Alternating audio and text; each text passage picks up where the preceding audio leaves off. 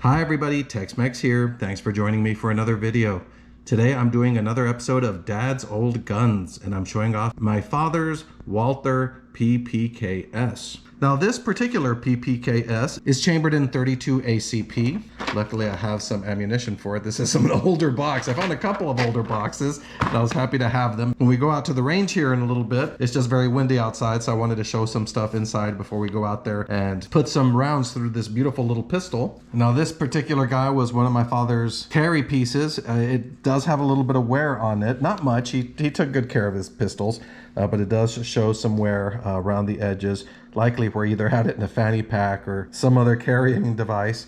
Let me take out the magazines. Now when these came in the box, they came with two magazines, a flush magazine and a slightly extended magazine. Honestly, I cannot remember if they are different capacities or if they're both the same, which I would assume 7 rounds probably, but we'll figure that out tomorrow. I did some research, so I should know that off the top of my head, but I just want to make sure before I say anything, since they do make the PPKs in a few different calibers. But here on these, you can see that on the magazine, I'm not sure you can see there, but down here on the writing, it says Walther caliber 7.65 millimeter. So 32 ACP or 7.65 millimeter. Now it's a beautiful little pistol. It's got a decocker and safety mechanism. As you can see here, this is the magazine release, a little button on the side, but there is no slide release. This is one of those types of pistols that the only slide release you have is putting in a loaded magazine. Or obviously I can work the slide now that I don't have a magazine inside of it to lock it up. So you can put the slide down. Since I had the safety down, it automatically decocked. If you have the safety off and cock the hammer, once you put the safety on, it decocks the pistol for you and completely disengages the trigger. And if you have a magazine inside, the moment the last round comes in, it does have the lock back feature. Now I checked out all the markings on this pistol, and it's got some markings on the barrel that leads me to believe that this little guy here was manufactured in 1977, and it is the PPKs. The Walther started with the Walther PP, then went to the PPK. The PP is a very pretty one. It's got the slightly longer slide and barrel. And the PPKs were very popular in European police and civilians. During World War II, they were issued to the German military. And obviously, it's a gun associated with James Bond. Although I think James Bond had one. To be perfectly honest, I've never read any of the James Bond books, although I am a fan of the movies, as cheesy as some of the older ones can be. But the PPK was just something that is associated with James Bond, and I believe his movies probably did help make these pistols much more popular in the US market. Now this one, which is a PPKs, was developed following the Gun Control Act of 1968. At that point, there were provisions of that act that required any pistols being imported to have length requirements, weight requirements, and other features. Now the PPK, the original PPK, failed the import points by a single point, and the way that they basically dealt with that situation is by combining the PP's frame with the PPK's barrel and slide to create a pistol that weighed slightly more than the standard PPK. That additional ounce or two of weight of the PPKs compared to the PPK was just enough to get it to comply with the act, and these started being imported. And they've been imported for many years, and at this time, when this one was imported, it was imported by Inter Arms in Alexandria, Virginia. So the stamping is there on the side. And in fact, it's on the box as well. So Walther exclusive distributors, Inter Arms, Alexandria, Virginia. Now one of the cool things is, since I do have the original box, my father kept all the information. So got a little cleaning rod that came with it. Kind of a stranger looking cleaning rod. Yeah, okay. I mean, it works. So, and he's got a little warranty. Got the instructions. It actually is the instructions for the PP and not the PPK. I wonder if that's because it came with the PP frame. But anyway, that's the instructions that came with it. And there is a test target. Let's see here. At 15 meters, it was fired by some individual who signed it right here. And they did, I guess, fairly well. Those are small little holes, so they're kind of hard to see. But yeah, you can have the original target from the factory test. So it's kind of neat that I still have all that stuff and my dad didn't get rid of it. Now, I haven't shot this pistol much. I have other pistols that I use as smaller carry concealed pistols. As beautiful and classic as these are, they're sort of outclassed by a lot of the modern micro compact pistols of the day. And sadly, 32 auto just isn't that popular in the United States. It's harder to find ammo for it, but it's not impossible. And these here are some old Winchester silver tip hollow points. That's how old these are. Do they even still make silver tips? Is that still a thing? But anyway, one of the things I remember about the PPKs and these types of pistols, let me close the slide here real quick, is the slide bite, that depending on how you grab the pistol, there's a chance that as the slide comes back here, if you're not holding it right, let me put a magazine in so I can lock it, because the other thing it's missing is, since you don't have the slide release, you can't lock the slide up without putting in an empty magazine. As you see there, it's very close to my hand. So, you know, modern pistol grips, or should I say a modern way to grip pistols, not pistol grips, although I guess maybe pistol grips as well, tend to have larger beaver tails so people can really hold higher up on the pistol to control it when you're firing. That's going to be counterproductive with this pistol because I might start getting some scratching here from the slide hitting me a little bit as I shoot. So it is one I'm going to want to make sure when I grab it, especially because I have chubby or fat hands. That's just how God made me. Well, I shouldn't say that. It's how God and my calorie intake made me. But I think it won't be a terrible problem. I mean, it's not just these pistols. I used to get that little bit with my SIG P232 back in the day before I ended up selling that pistol.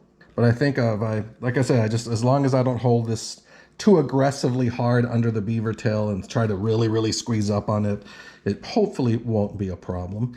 The other thing I've noticed, especially if you watch a lot of World War II and World War I training videos, things of that sort, is that most people shot, even the 1911, they shot them single-handed. So, you know, modern handgun grip techniques, you have both hands really holding it. And I'm sure I could do that with this pistol as well, but maybe I'll try both. Maybe I'll try holding it double-handed here, or maybe I'll just try taking a few shots single. A little of both. I've got enough ammunition to test both ways. See how that makes any difference in accuracy.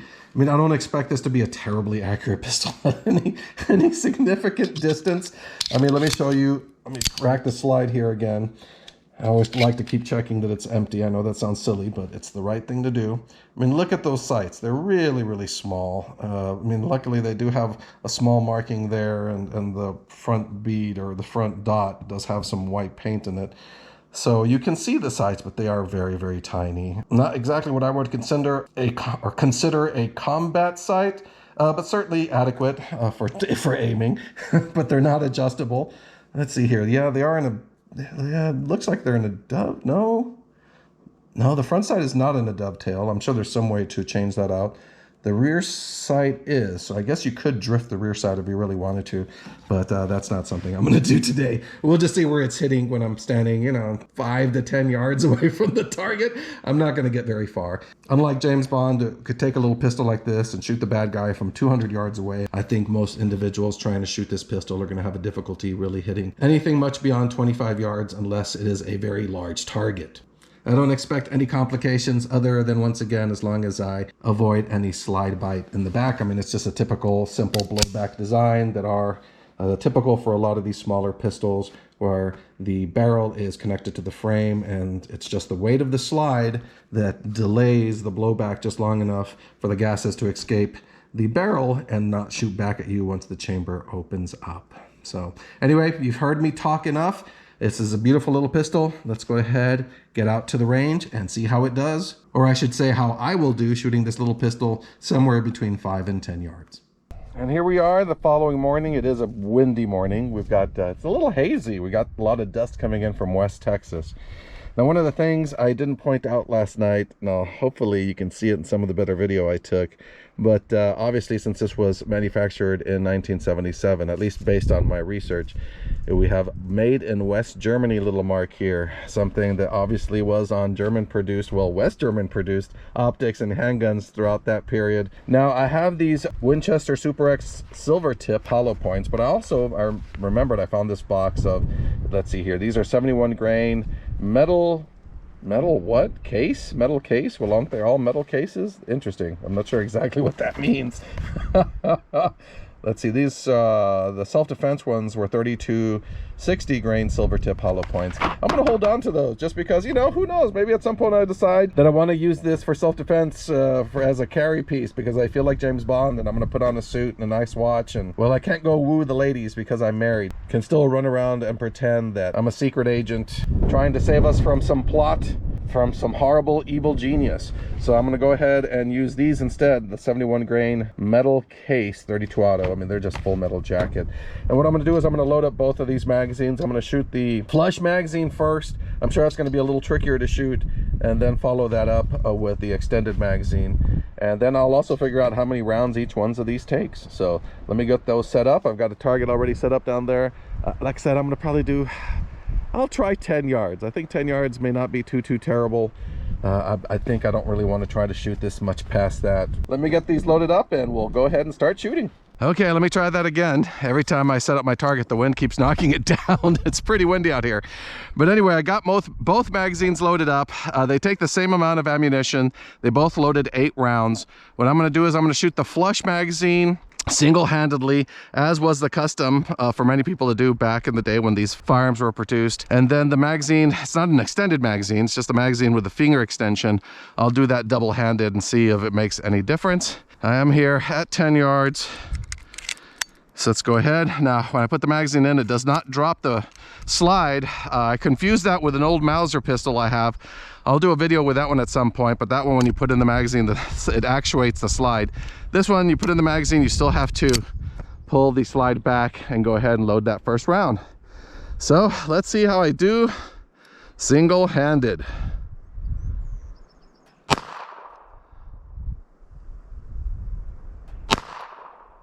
So that round even hit, yeah, low end to the left.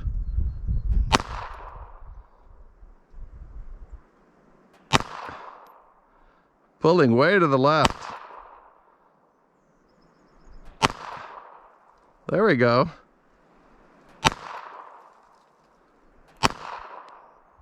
That's 8 rounds.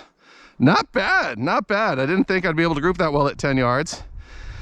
And luckily, I'm getting a tiny bit of slide bite. This is small little red marks here. It's just hard for me to change my grip at this point. I really do like the aggressive high riding grip on a pistol. It really helps tame the recoil. Not that this pistol has much recoil at all, but it's certainly not that painful and it's not a huge problem. But if this was a pistol I was going to use much, I probably would adjust my grip a bit. So let's see if I can tighten these up with a double grip.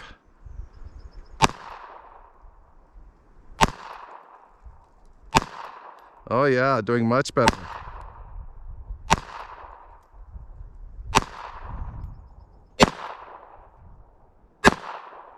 Much better, much better. Not amazing, but certainly with that finger extension and holding it with both hands, I was able to get it better on target. So let's go take a look at our target. Here we are at our target, and as you could see, originally one-handed I was pulling a lot of the shots to the left, but not doing terribly bad for 10 yards. Once I held it with both hands, I was really able to start to dial it in and get it much closer to the bullseye. So it seems at about 10 yards this pistol is well sighted in and actually might not be a bad little carry conceal piece. My final thoughts: fun little pistol to shoot, especially in 32 ACP. In 380, I don't know, it might be a little snappy as far as the size of this pistol goes, but for 32 it's perfect size and it shoots really well. I was actually impressed how well I was able to hit with this little pistol. Certainly still a viable option even in our modern age with all the new micro compacts we have. If you like classic looks and you want something classic to be carrying around, this is something that's small, easy to conceal, and shoots well enough to be able to be used for self-defense. Now, whether 32 ACP is something you should be using for self-defense is a whole other question for maybe another video at another time, but I had a lot of fun shooting this pistol, and it's always really nice to shoot a piece of history. So as always, ladies and gentlemen, thanks for watching. I hope you had as much fun watching this video as I had making it, because this really is a lot of fun to shoot. Hopefully you're out there having fun, staying safe, and I will see you in the next video.